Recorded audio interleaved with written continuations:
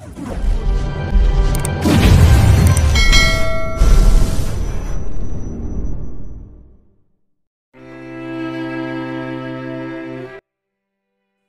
mansyon ng pamilyang Anderson, naroon sa sofa si Mrs. Anderson habang nanonood ng balita tungkol kay Miracle Mendez, ang minsang pinagkatiwalaan niya ng lubusan kaysa sa kanyang anak at asawa nito. Hawak-hawak din niya ang kanyang cellphone at nagbabasa ng mga komento ng mga tao sa post tungkol din kay Miracle Mendez. Charlene, alam niyo ba kung anong dahilan kung bakit ganyan na lamang ang galit ni Miracle Mendez kay Dr. Miracle? May rumors na ang dalaga ay na in love kay Kit Joaquin. Baliw na baliw daw to sa lalaki kung kaya't bumalik to sa Pilipinas. At nang malamang ikinasal na pala si Kit Joaquin sa ibang babae, ay nabaliw to. Grabe nga talagang pag-ibig, nakakapatay. Nits Patino. My gosh, mabuti na lamang at hindi nagtagumpay ang babaeng yun. Kawawa naman palang inosenteng si Dr. Miracle. Hindi naman niya kasalanan na siyang nagustuhan ni Joaquin eh. Sana'y tinanggap na lamang ni Miracle Mendez ang pagkatalo niya. Hindi sana nangyari ito sa kanya. Sayang ang karir niya. Marami pa namang ibang lalaki dyan. Aileen Romero. Sinabi niyo pa, kinabit niya pa ang head ng department nila. Tapos yung sikat na plastic surgeon sa Japan, pinatos pa niya. Grabe, hindi makontento si Miracle Mendez. Mas masayang magmahal ng walang sabit no? Naimi Corayag. Nakakatawa naman, same pa sila ng pangalan. Same silang Miracle. Ang isa anghel talaga at ang isa naman ay demonita. May kutob akong hindi tunay na pangalan ni Miracle Mendez ang ginagamit niya ngayon. What do you think guys? Biglang natahimik ang mga netizen at napaisip ng malalim. Pati na rin si Mrs. Anderson ay ganun din ang ginawa. Kumunot ang noon niya siya kanapailing. Tutuusin, biglang sumulpot lamang bigla sa bahay niyang babaeng yun at nagpakilala bilang kaibigan ng kanyang anak. Base sa sinabi ni Kit Joaquin, hindi naman ito kilalang babae. And so, sino nga ba talaga to? At saan ito galing? Sino mga magulang nito? Yan ang mga katanungan sa isip ni Mrs. Anderson. Napalingon ng matanda sa TV. Nandun niya nakitang balita patungkol kay Miracle Mendez mula sa pagkidnap nito sa manugang niyang babae. At ang pagtangkang saksakin ni Sinaya, kitang-kita doon ang isang video. Ang mukha ni Miracle Mendez na parabang nababaliw na't wala sa sarili. Mabilis na pinatay ni Mrs. Anderson ang TV dahil sa sobrang kilabot na nararamdaman. Para siyang nanonood ng isang palabas na nakakatakot. Kinagat niyang kanyang labi sa kanapailing. Hindi niya akalaing magagawa ng isang babae ito. Gulat na gulat siya at hindi makapag-react. Sumandal siya sa sofa at nanginginig na hinilot ang kanyang sentido. Baliw na baliw ang doktor na yon. Huminga siya ng malalim sa kanapailing. Naisip niyang kaawa-awang mukha ng kanyang manugang na si Sinaya. Naalala niya lahat ng ginawa niya sa babae. Ang pagpaniwala niya kay Miracle Mendez, kung gaano niya inaway ang kanyang anak at si Sinaya. Ang mga masasakit na binitawan niya sa babae, sobrang nakakaramdam siya ng pagkigilty. Niwala nga siyang kaalam-alam na si Sinaya pala at si Dr. Miracle ay iisa. Ang totoong Dr. Miracle, ang pinakasikat at magaling na doktor sa buong mundo. All this time nagpapaniwala siya sa isang impostor. Kaya pala malakas ang loob ni Sinaya na sabihin sa kanya na huwag magtiwala sa doktor na yon. Dahil si Sinaya lang pala si Dr. Miracle. Grabe, sobrang nakokonsensya at hiyang-hiya siya sa babae. Para siyang naging isang tanga at katatawanan sa lahat. Nagpapaniwala siya sa isang baliw at murderer. Kung nagtiwala lang siya kay Sinaya at sa anak niya, hindi sana mangyayari to nang dahil sa kanya ay mas lumakas pang loob ni Miracle Mendez na guluhin ang pamilya nila. Kaya ngayon sobrang lala na nangyari sa mag-asawa at dahil yon sa kanya. Kasalanan niyang lahat, kung hindi sana niya tinulungan si Miracle Mendez noon ay hindi na sana mangyayari pa to. Isa rin siya sa mga ginamit ng babae upang mapalapit at guluhin ng mag-asawa. Kung pwede lang bumalik siya nakaraan para baguhin ang desisyon niya, ay ginawa na niya. Talaga nga namang susundin at pakikinggan niya sa Sinaya at si Joaquin. Subalit sa realidad, hindi na muling may babalik pang nangyari na. Wala siyang kapangyarihan para mag-time travel sa nakaraan. Ang magagawa niya lamang ay pagsisihan ng lahat at humingi ng tawad sa mag-asawa. Gagawin niya lahat upang bumalik ulit sila sa dati. Talaga nga namang mag-iisip siya kung paano humingi ng tawad sa dalawa. Alam niyang hindi madali ang hihingi niya sa mag-asawa ngunit gagawin niya lahat upang mapatawad lamang siya ng mga to. Samantalang nakaupo lamang sa isang upuan si Sinaya, nasa harapan niyang isang mahabang upuan. Ngayon magaganap ang press con na ni-request niya kahapon sa assistant at kaibigan niyang si Rose. Nasa harapan niyang iba't ibang entertainment news sa iba't ibang bansa. Halos magkakahilerang mga ito't magkakatabi. Lahat ay seryosong kinukunan ng litrato si Sinaya. Hindi naman yon pinansin pa ng babae. Ang ibang reporter naman ay nagbulong-bulungan dahil ngayon lamang nila nakita ang legendary na doktor na si Dr. Miracle. Nakasuot ang babae ng puting jacket habang prenting nakaupo sa upuan. Professional nga itong tignan kung kaya't sobrang namamangha-mangha na sa loob. Para itong may sariling ring light dahil sa sobrang liwanag ng aura. Ang makinis na mukha na para bang hindi man lang nadatapuan ng pimples. Ang mahabang pilikmata at ang mga mapupulang labi kasama na rin ng malambot at konting kulot nitong buhok na para bang isang alon. Talagang kitang-kita ng mga reporter sa mukha ni Dr. Miracle. Itong kauna-unahan nilang kita sa babae sa tanang buhay nila. Halos nakatutok lamang ang mga tingin nito sa babae nakangiti sa harap nila. Magandang umaga sa inyong lahat. Mukhang handa ng lahat base sa nakikita ko. Naniniwala kung alam niyo na kung bakit ko kayo pinapunta rito, hindi ba? Binigyan ko kayo ng imbitasyon at salamat dahil pinaunlakan yung araw na to. Napakagaan pakinggan ng boses ni Sinaya. Para bang nililipad ang mga reporter sa alapaap. Walang nagawa ang mga to kung hindi ang tumango na lamang. Sobrang nakakamangha at nakakaperpekto ng babaeng. Nasa harapan nila at kahit ni isa'y wala silang mapintas dito. Kahit na ganun ay nagawa pa rin ikalma ng mga reporters ang kanilang nararamdaman. Hindi itong panahon upang mangibabo ang pagka-fan nila sa babae. Trabaho at karir nilang nakasalalay doon kung kaya't bilang isang professional ay ginawa nilang lahat upang itigil ang kanilang pagpapantasya sa kaharap nilang doktor. Ilang minuto rin na nagsalita sa Sinaya after introduction hanggang sa itinaas ng isang reporter ang kamay nito upang magtanong, Dr. Miracle, talaga bang magtatayo ka ng ospital dito sa Pilipinas? Tanong ng isang reporter sa kanya. Tumango naman si Sinaya sa napangiti. Yes, that is true. Matagal ko ng pangarap yon at ngayon meron na akong nakuhang lokasyon at tinutulungan na ako ng kaibigan ko upang ayusin yon. Dr. Miracle, kung magpapatayo ka ng ospital sa Pilipinas, ibig bang sabihin nito na dito ka na rin magtatrabaho at hindi na sa US? Tanong naman ng isang reporter sa kaliwang bahagi. Yes, I am planning on transferring here. Ililipat ko na rin ng team ko dito sa Pilipinas. Isang magandang balita yon para sa sambayang ng Pilipino. Ang doktor na katulad ni Dr. Miracle ay napakabihira lamang. Kung dito to magre-reside sa Pilipinas ay maraming mga taong may sakit ang matutulungan ng babae. Sobrang nagagalak naman ng bawat pamilyang nanonood ng live broadcast ng doktor nang malaman yon. Maaari ba naming malaman kung saan ang lokasyon yon at kailan ito magbubukas? Tanong ng isang reporter, ngunit tumiling si Sinaya. As for that, bala ko sanang hindi na muna isa-publiko kung saan located ang ospital na yon. Kapag nakatayo na at handa ng ospital ay i-announce ko na lang yon sa media as soon as possible. Alam kong pamilyar kayo sa Evil Eye at marami rin ang gusto kong pabagsakin kung kaya't nais ko na munang maging pribadong lokasyon nito. Alam namin na gumagamot ka sa US na libre para sa mga walang kakayahang gumastos at mga mahirap lamang. Kung kaya't nais kong itanong na ganun pa rin bang gagawin mo dito sa Pilipinas? Tutulong ka pa rin ba sa mahirap? Tanong ng isa pang reporter. Ito ang isa sa pinaka-top priority ko kung kaya't gumagawa ko ng sarili kong ospital dito sa Pilipinas. Ang ospital na yon ay para sa mahirap o hindi kaya't hindi afford ang magpagamot at pati na rin sa lahat ng tao dito sa bansa. Naniniwala kasi ako na lahat tayong mga tao ay may karapatang mabuhay ngunit sa nakikita ko, hindi yun natatamasa ng isang taong mahirap kumpara sa may kaya.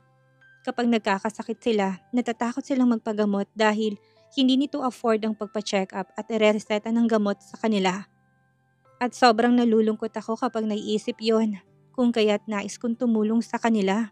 Sobrang bait mo, Dr. Miracle, ngunit tanging mahirap lamang ba ang makakatamasa ng libreng gamot?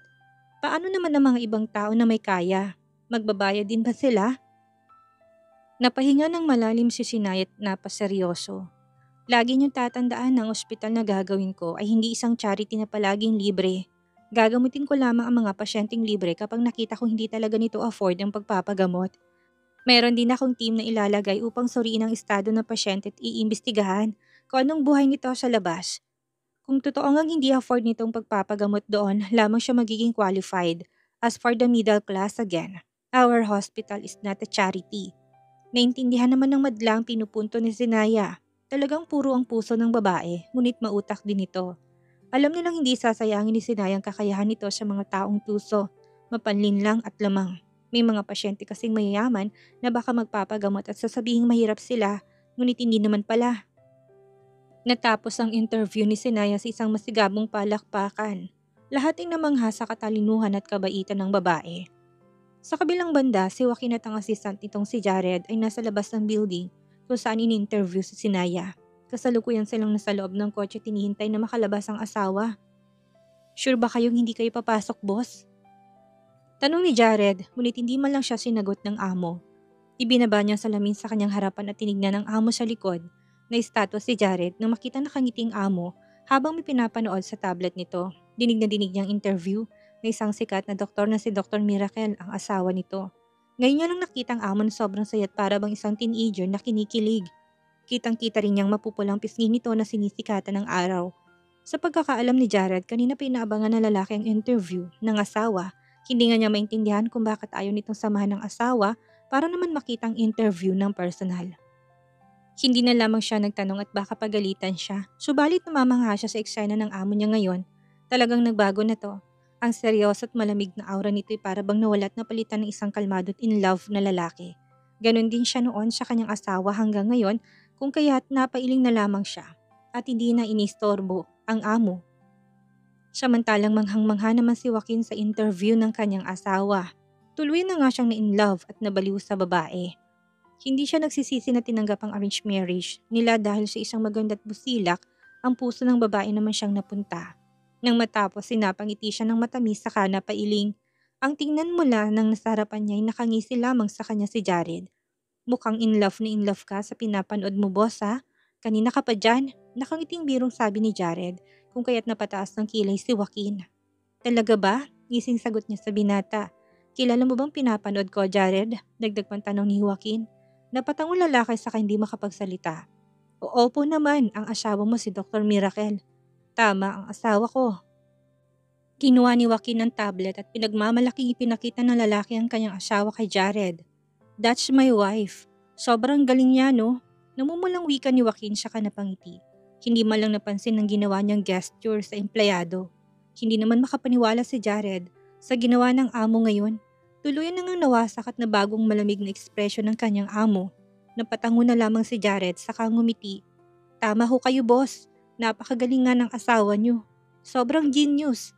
Binawi naman ni Joaquin ng tablet saka tinignan ang larawan ni Zenaya. "Yes, she's beautiful, genius doctor and my wife." "Kinakabahan ka ba?" Napatingin si Zenaya sa kanyang asawa habang nakaupo sa mahabang sofa. Naroon sila sa Oibigay ni Clinic at hinihintay ang doktor na lumabas para suriin siya. Mabuti na lang at walang taong nagpapacheck up ngayon kung kaya't kagad silang nakapasok sa office nito. Hinawakan ni Joaquin ng kamay ng kanyang asawa saka hinalikon niyo ng masuyo. "Huwag kang kabahan, okay? Kahit na anuman ang maging resulta ng check-up ay palagi lang naman ako nasa tabi mo. I am always here for you, babe." Puno ng pagmamahal at pag-alala ang mga mata ng lalaki kung kaya't lumambot ang puso ni Zenaya. Nang makita yon, napangiti ang babae, napahawak sa kanyang puson at kagad na tumango sa lalaki. "I know, babe, I know." Sabay silang napalingon ng lumabas si Dr. Santos sa isang silid. Ngumiti ito sa kanila at bumati. "Mr. and Mrs. Anderson, magandang umaga." "Magandang umaga rin sa iyo, Dr. Santos. We're here because my wife wanted a check-up." "Oh yes, Mrs. Anderson. Please follow me." Sabi naman ng doktor kung kaya't inalalayan si Zenaya na makapasok sa silid. Bago muna yon ay hinalikan na muna ni Joaquin ang noo ng asawa sa katinignan ang mga mata.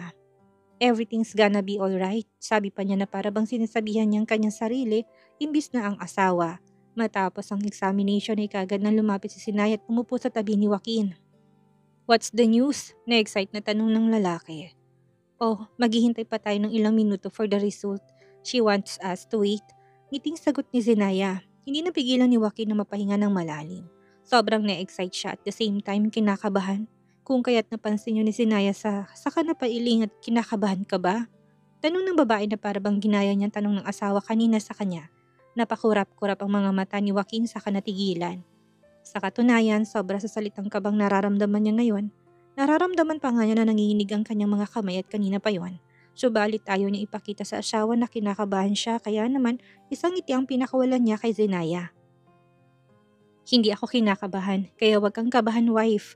At dahil kilalang kilala na siya ni Zenaya, hindi to naniwalang hindi siya kinakabahan. Halatang halata ng babaeng kinakabahan din si Joaquin. Kinuha ni Zenaya ang kamay ng asawa at pinagsalplop ang kanilang dalawang kamay. Itinaas ni Zenaya ang kamay nila magka-holding hands sa kangitian ng asawa. Tignan mo kamay mo, pansin ko kanina pa yan nanginginig. Meaning kinakabahan ka rin. Alisin na sana ni Joaquin ang kanyang kamay, ngunit masinigpitan pa ni Zenaya ang pagkapit dito. Babe, normal lang ang kabahan, okay? This is our first time at hindi naman siguro masama na aminin sa akin na kinakabahan ka rin.